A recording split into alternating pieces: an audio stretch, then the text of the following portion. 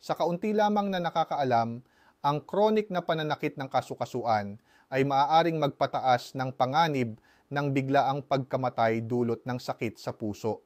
Magandang araw po, ako po si Dr. Rocky Willis mula sa Philippine General Hospital. Ngayon may magandang balita po ako para sa mga may sakit sa kasukasuan. Sa halagang 10 piso lamang bawat araw, maaari nyo nang kontrolin ang pananakit ng inyong mga kasukasuan at pangalagaan ang inyong kalusugan sa puso.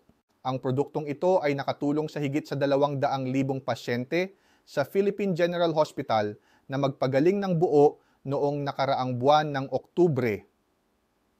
Ito ang pinakamagandang solusyon para sa mga chronic na pananakit ng kasukasuan, lalo na ang gout, arthritis, pananakit ng leeg at balikat, at pananakit ng likod.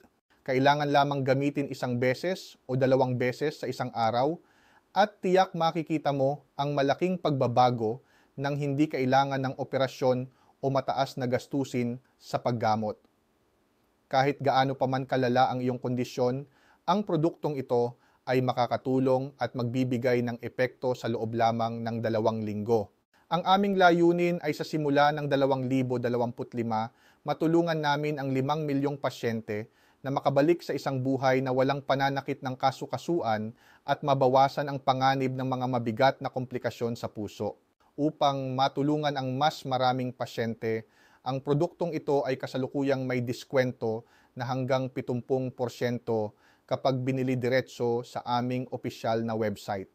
Uulitin ko, 70% diskwento lamang ito sa opisyal na website ng PGH. Limitado lamang ang bilang ng mga order na aming sinusuportahan, kaya kung ikaw ay may ganitong kondisyon, mag-register na upang makakuha ng tulong.